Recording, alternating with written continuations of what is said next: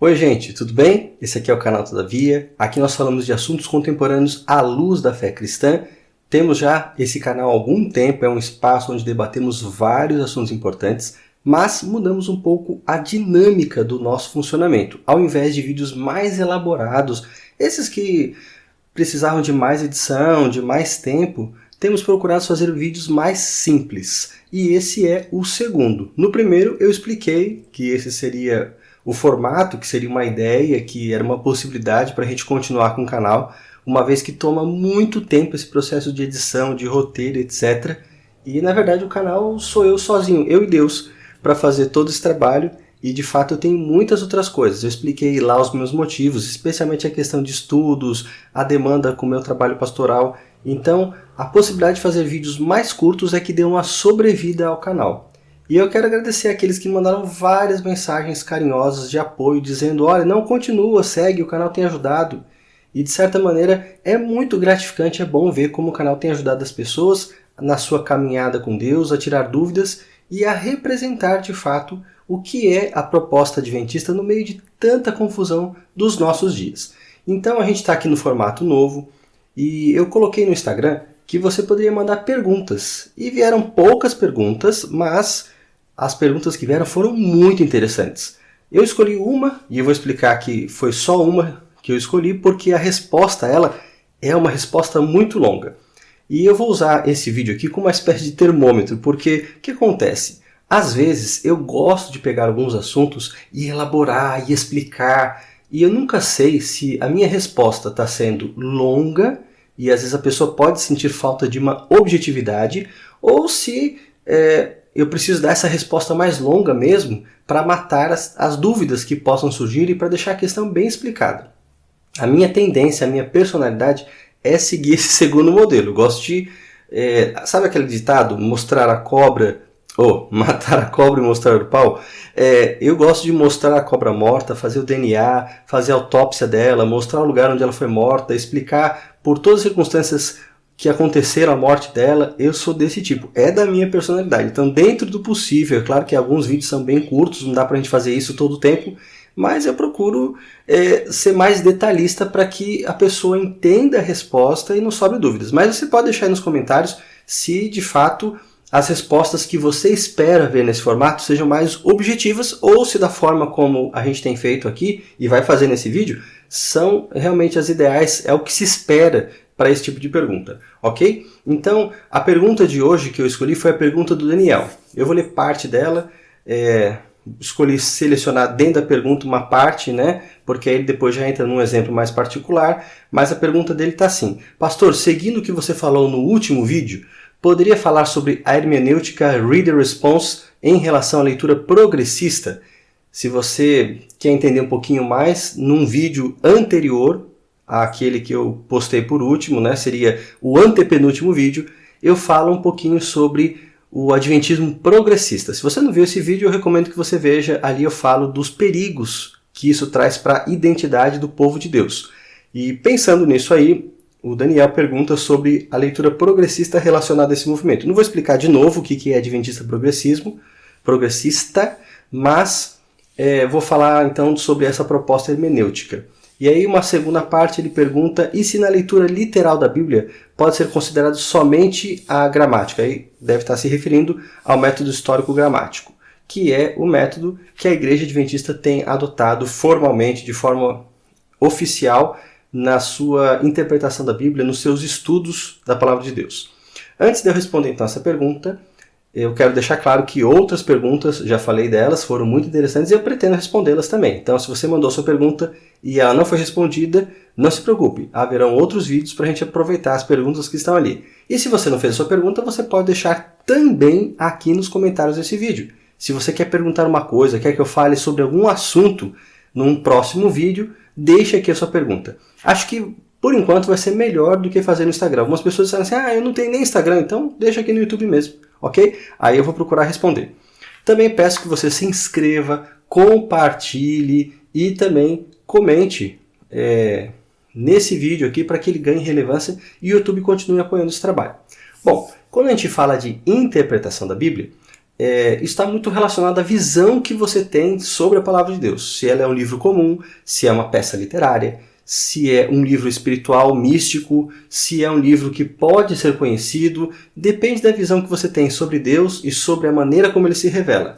E aí a gente fala, geralmente, de um fenômeno que é o fenômeno RI. Eu vou me referir a RI, mas isso é uma sigla. RI significa revelação e inspiração.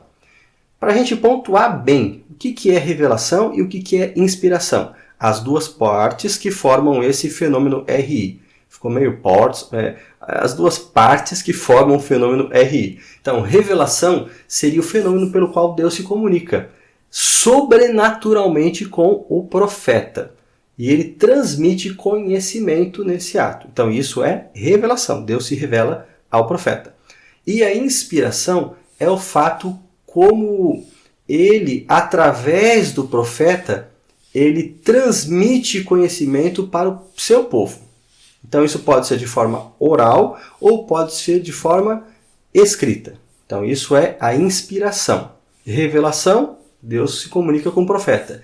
Inspiração, ele transmite, agora o profeta transmite o conhecimento que Deus revelou para que outros então tenham acesso à vontade de Deus. E Fernando Canali, um teólogo sistemático adventista, talvez hoje o mais influente da atualidade, fazendo aqui uma menção honrosa a Norman Guile, que foi um grande teólogo adventista e faleceu recentemente. Mas Fernando Canali, que inclusive na Teologia Sistemática de Norman Guile, que ele publicou agora alguns poucos anos antes de vir a falecer, ele faz um agradecimento a Fernando Canali. Então, é interessante, né? A correlação entre esses dois grandes estudiosos. Canali ainda segue vivo e ele fez então uma classificação de modelos de RI. Então, alguns modelos que ele menciona: modelo clássico, o modelo evangélico, o modelo moderno e o modelo histórico-cognitivo. São alguns dos modelos. Eu tenho um vídeo aqui no canal, um vídeo bem antigo, acho que foi um dos primeiros vídeos do canal, talvez aqui o segundo e o terceiro vídeo do canal, a primeira série do canal, eram só 2 vídeos, mas é onde eu falo sobre revelação e inspiração. E eu só fiz isso em 2 vídeos, porque naquela época o YouTube não me permitia fazer vídeos com mais de 15 minutos. E daí, para não arriscar, eu fiz em 2 vídeos a série, onde eu explico cada um desses modelos, com uma edição bem simples, que era o que eu podia fazer na época, como eu mencionei no vídeo anterior, logo no comecinho do canal, mas é um vídeo didático, dá para você entender se você quer se aprofundar nesse conceito de revelação e inspiração. Certo? Mas eu quero falar aqui só do modelo que é o modelo moderno, ok? Esse modelo, ele entende que a comunicação entre Deus e a humanidade, ela alcança só o invólucro da realidade, que é o fenômeno, mas não a essência atemporal, que é o númeno, usando aí categorias de Kant. Kant dividiu, então, aquilo que eu posso conhecer, que faz parte do, digamos assim, mundo sensível, como fenômeno. E aquilo que eu não posso conhecer, que é mavioso, que está além, que seria metafísico, ele chamava de númeno. Então, a razão só pode alcançar esse nível da realidade. Então, como é que Deus se comunica com o homem? Aí surge a teoria do encontro de Schleiermacher. O meu alemão não é nada notório, então a pronúncia provavelmente vai estar errada. Mas Schleiermacher, eu vou tentando aqui para dar aquela... né? Bom, ele dizia que esse encontro entre Deus e a humanidade, esse ato de Deus se revelar, não estava no nível do intelecto, mas no campo das emoções humanas. Como é que acontecia essa revelação? Era um encontro místico entre Deus e o profeta, e esse encontro então levava a um senso de total dependência. E como é que acontecia a inspiração? Bom, se no encontro apenas o nível das emoções acontecia, essa experiência com Deus, ela era mais mística, e o profeta, para se expressar, usava então elementos da cultura dele. E o que ele dizia partia dessa cultura e era limitado por ela. Então, por exemplo, quando Moisés fala da criação, isso é um mito da criação. Era como ele naquela época entendia. Mas o mais importante disso não é que Deus criou em 6 dias, mas é que Deus cuida do seu povo. Você percebe Então, não estamos lidando mais com fatos. Essa é uma espécie de interpretação não literal da Bíblia. E a partir daí você tem várias leituras críticas. Por exemplo, a chamada busca pelo Jesus histórico, que era uma tentativa de separar, Bultmann propôs isso, e eu falei isso recentemente numa live com o meu amigo Marcos, né? Muito interessante, TV Graça e Salvação, você pode achar também aí esse vídeo no YouTube, mas essa ideia de Bultmann, de fazer a busca pelo Jesus histórico, que estava baseada nesse conceito aí de separar nos evangelhos o que era fato e o que era ficção a respeito de Jesus. Então você tem a partir daí várias teologias críticas, né? E você tem crítica de forma, ou a chamada autocrítica, que entende que o texto, na verdade, é uma coxa de retalhos. Aquilo que a gente chama de Pentateuco são várias tradições diferentes que têm ideias diferentes sobre Deus, que foram escritas em momentos diferentes e que foram costuradas por um mesmo editor, em alguma época que ninguém sabe dizer qual seria essa. Então entenda, essa interpretação da Bíblia mais literal, essa ideia de que Deus se revela de uma forma mais literal, que é proposta pelo moderno, também pressupõe uma interpretação da Bíblia e uma leitura da Bíblia que não é literal. E quando a gente fala de adventistas progressistas, isso está mais ligado com eles. Esse tipo de interpretação é mais comum entre eles do que o próprio Reader Response Approach. Mas, a segunda parte da pergunta, aquilo que é literal na leitura da Bíblia é bom? Depende. Nem todas as formas de interpretar a Bíblia de forma literal são necessariamente verdadeiras. O que eu quero dizer com isso? Todas as interpretações elas têm algumas pressuposições.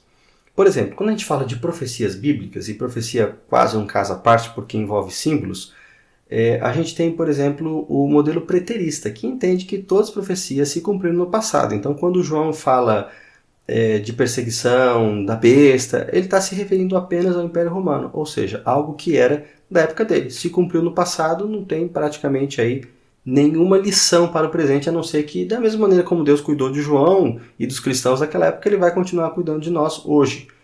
Então veja, é uma leitura que envolve o texto, acredita no que o texto está dizendo, mas atribui o seu sentido ao passado, né? Outra coisa que a gente tem que levar em conta aí quando fala de leituras literais. A Bíblia tem gêneros literários, né? Por exemplo, a Bíblia tem a sua forma de poesia. Então, quando a Bíblia fala de tomar as asas da alva, isso não pode ser uma coisa literal, né? Quando a Bíblia fala do apólogo de Jotão, ela não está ensinando que as árvores falam. Ou quando a Bíblia apresenta figuras no livro de Isaías, né, como a natureza cantando e louvando os atos de Deus, as árvores se inclinando, os montes se manifestando, isso são figuras de linguagem próprios da poesia bíblica, que também é muito comum nos livros proféticos.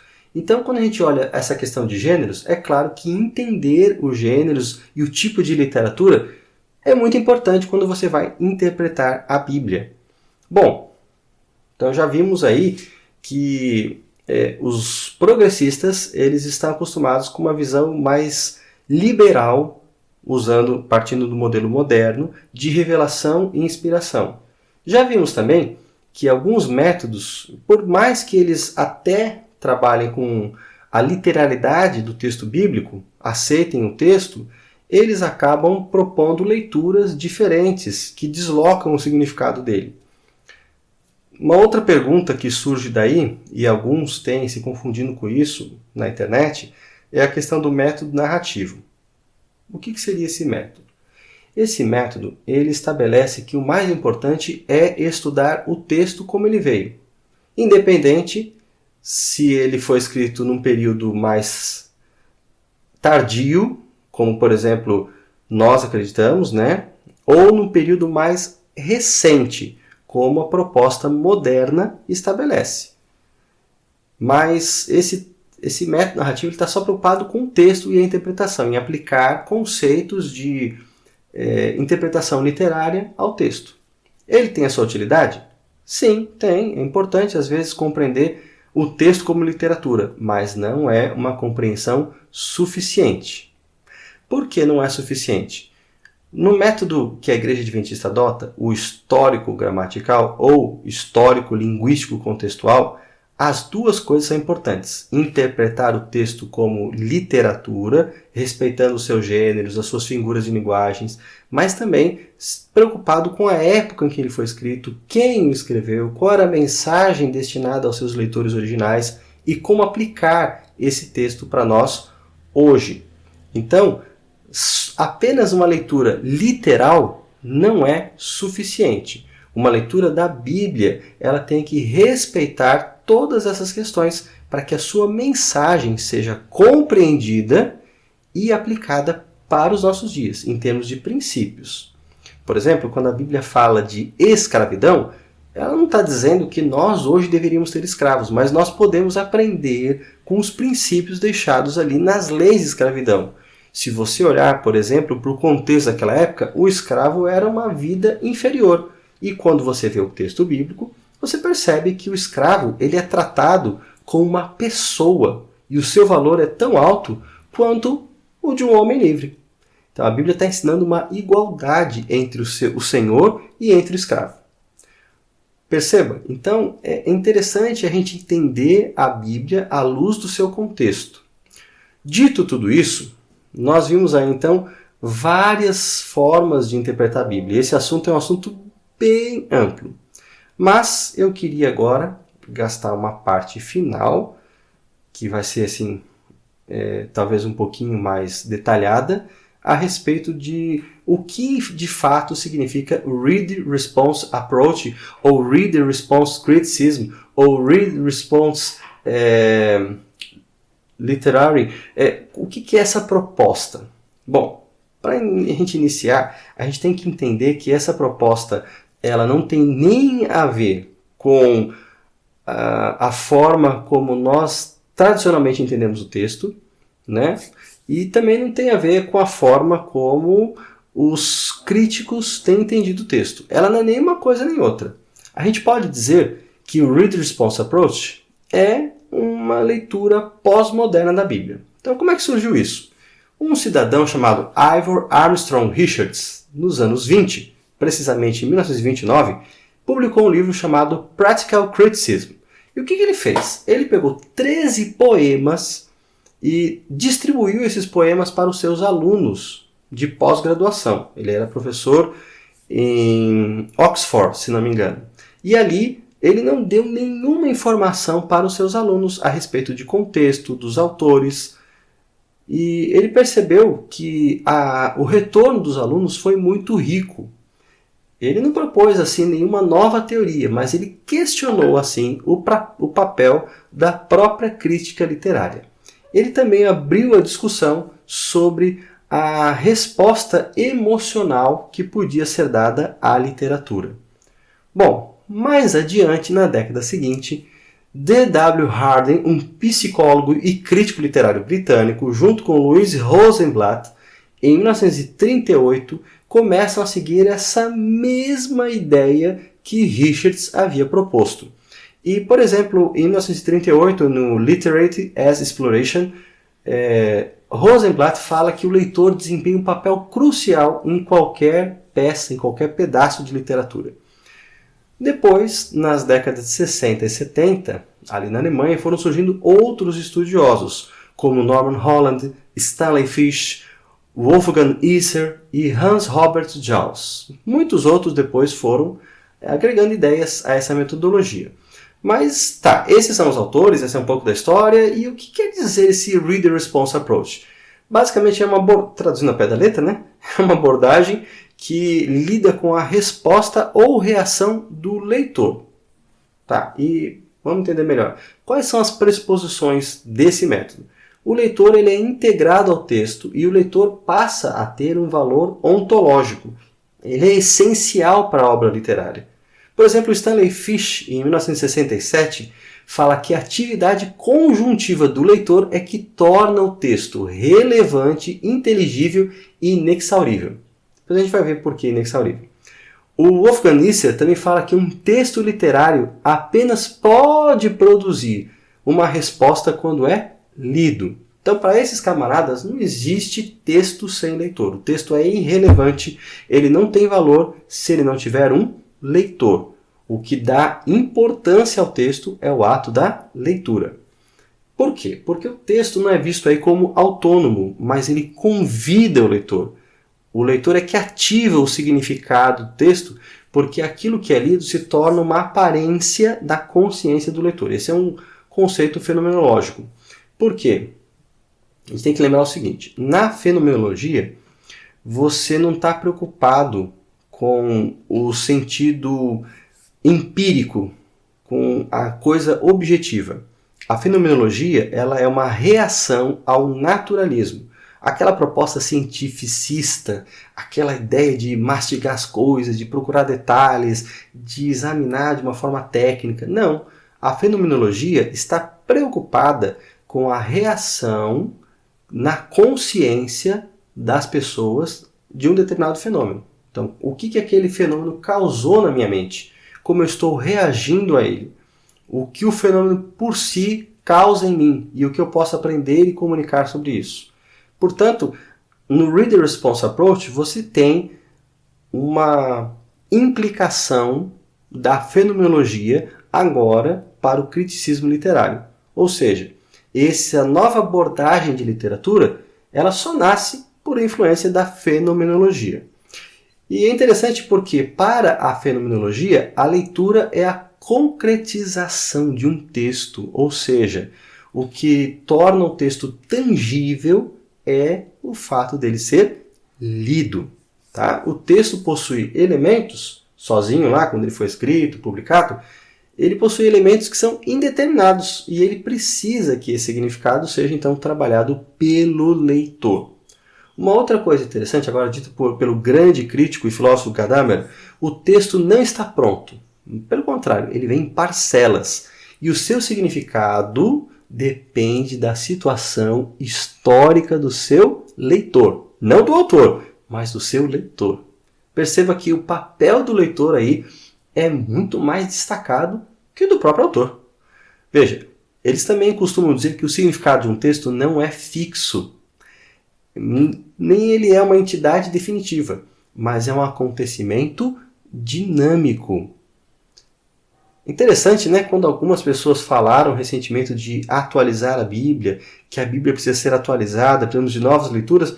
Olha como isso combina com essa proposta aí de atualização constante do texto por meio do leitor. Mas vamos adiante. O que nós temos aqui então é uma performance de significados, ao invés de um significado que seja fixo. Porque o texto, a gente já viu aí, não tem um significado determinado, objetivo.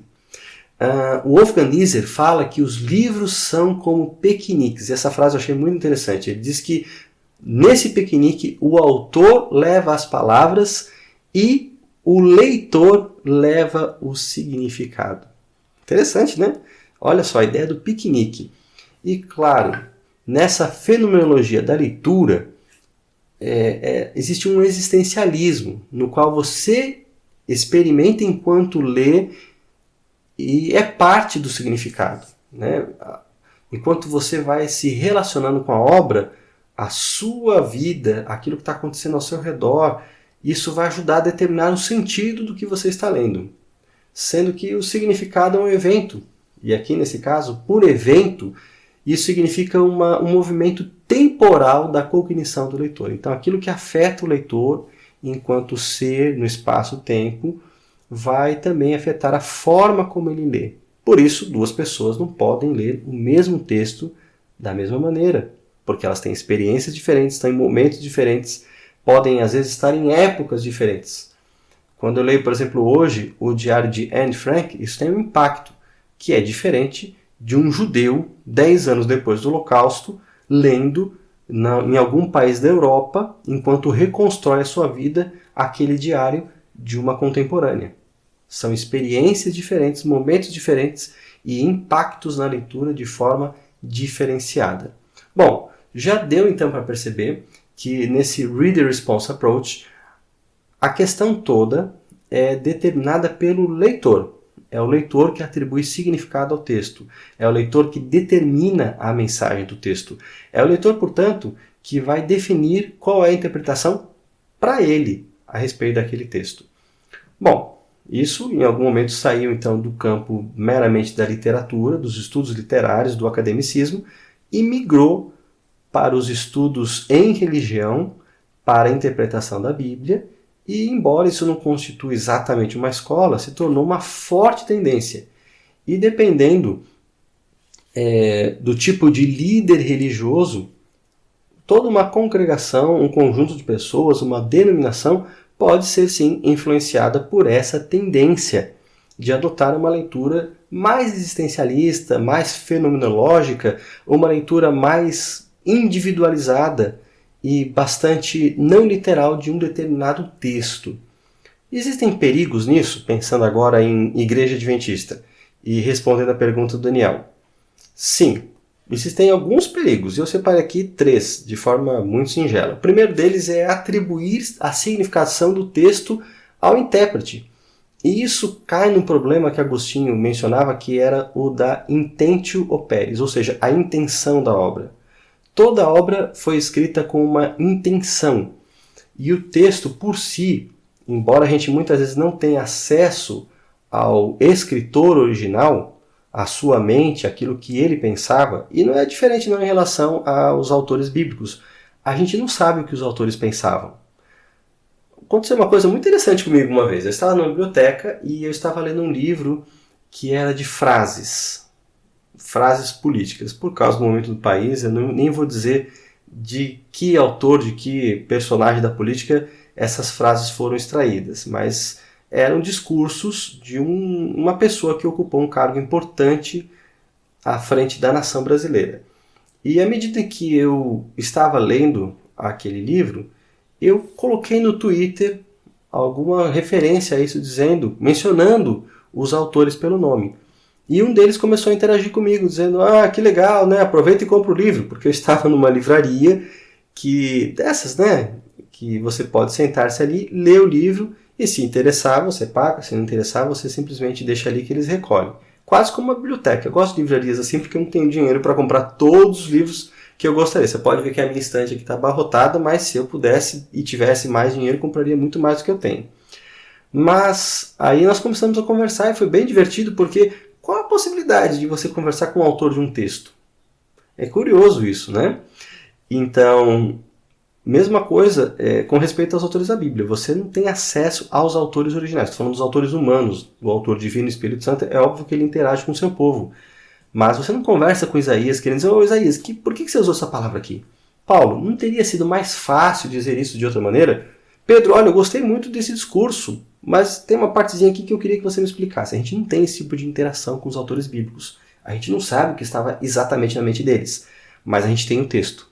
O texto é uma impressão, é uma forma que eles encontraram para comunicar, para vincular as suas ideias, que nós acreditamos ter sido ideias inspiradas. Então, quando eu tiro esse papel da obra e atribuo ao leitor, eu corro um risco muito grande de desvirtuar a intenção original da obra e condicionar o entendimento simplesmente à situação do intérprete. Uma coisa é dizer que a nossa situação, as nossas experiências podem afetar o nosso relacionamento com uma obra literária, seja a Bíblia ou qualquer outro livro. Certo? Isso aí é verdadeiro. Agora, o problema é exagerar isso e dizer que é impossível chegar ao entendimento daquilo que o texto queria realmente comunicar. E que, portanto, talvez por um ato de preguiça, um ato de comodismo, ou simplesmente uma preferência, eu devo então agora buscar significado e atribuir ao texto as minhas próprias ideias e vivências. Então esse é um primeiro perigo. E quando a gente fala da Bíblia, se a Bíblia é a palavra de Deus e se a gente entende que os autores humanos ali estavam preocupados em comunicar a ideia de Deus, o que Deus realmente queria transmitir para a humanidade, seria muito mais arriscado substituir a ideia de Deus por aquilo que eu entendo sobre o que Deus comunicou. Aí eu tiro a autoridade da palavra de Deus como meio de Deus se revelar e atribuo a mim mesmo a autoridade, porque eu agora vou definir o que eu quero e como eu interpreto. É um risco muito grande. A segunda coisa é que a gente aí destrói as implicações históricas do texto ao anular a sua historicidade. Veja, o texto não foi escrito num vácuo e as suas afirmações elas ressoam historicidade. Você encontra detalhes da travessia de Israel caminhando pelo deserto, por exemplo.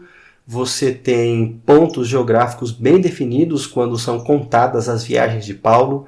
Você vê as menções às cidades pelas quais Jesus passou, onde ele realizou milagres. Você tem a narrativa de fatos históricos que ecoavam além dos limites de Israel. Quando, por exemplo, o povo de Israel chega para conquistar Jericó, a prostituta Raabe já tinha ouvido dos feitos grandiosos do Deus Israel que haviam acontecido no Egito. Então não era uma coisa, uma lenda israelita, era algo que ressoava para as outras nações. Então, quando a gente percebe as implicações históricas do texto bíblico, a gente percebe que esse texto, ao contrário de uma simples mitologia ou uma história que o pai, por exemplo, conta para uma criança para que ela durma, e geralmente são essas histórias com fundo moral, né? Não são histórias verdadeiras, elas apenas querem ensinar lições. E para muitos, a Bíblia é apenas isso, um livro que não se pretende verdadeiro, mas que tem o objetivo de ensinar lições. O problema é que, se a Bíblia não se pretende verdadeira e histórica, por que ela faz tantas afirmações que podem ser resgatadas historicamente? É como se ela apresentasse um cheque preenchido e se esse cheque não tem nenhuma relação com a história, então ele é um cheque sem fundo. Essas afirmações soam como bravatas. Dizer que, por exemplo, Cristo ressuscitou e que os apóstolos saíram de um grupo de assustados, amedrontados, refugiados e escondidos para se tornar proclamadores dessa verdade, dispostos a morrer por ela. Seria muito estranho que isso acontecesse se eles não tivessem crença na historicidade da ressurreição. E até mesmo, como eu já mencionei em outro vídeo, eles apresentavam isso às outras pessoas, mostrando que os fatos estavam diante deles e que eles podiam acreditar também. Interessante isso, né? Não é uma argumentação emocional, não é um apelo apenas ao sentimento da religião. Não, é uma afirmação baseada num evento histórico. E quando a gente tira a possibilidade do texto ter essa raiz na história, ele perde muito da sua essência. Lembre-se, a Bíblia ensina que Deus age ao longo da história, não apenas nas narrativas, nos ensinos objetivos, mas também quando a gente vê as profecias. É Deus atuando por meio da história, controlando a história. Não é apenas um sentido espiritual promovido pelo leitor, é uma ação concreta de Deus que tende a mostrar a sua atividade como Senhor, como soberano, e isso desperta confiança nele. Uma outra coisa, e talvez essa seja a mais séria, a Read-Response Approach, ou Read-Response Criticism, anula a objetividade do texto e promove uma espécie de relativismo. Afinal, se cada leitor pode ler do jeito que ele quiser, então as interpretações mais absurdas ficam validadas. Porque o que impera, o que dá a última palavra, é a opinião de cada leitor. E como não existe certo e errado, o que existe são apenas as interpretações individuais, está valendo tudo.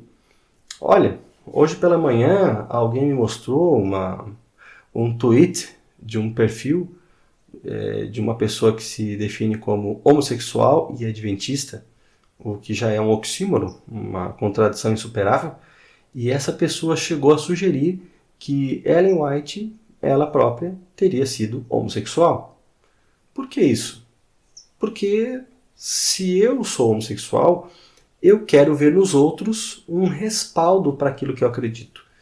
E muitos leem a Bíblia procurando ver em Jonas e Davi casos homossexuais, ou no fato de que João se inclinou ao peito de Jesus na ceia. Isso é uma demonstração de que eles tinham um relacionamento homoafetivo.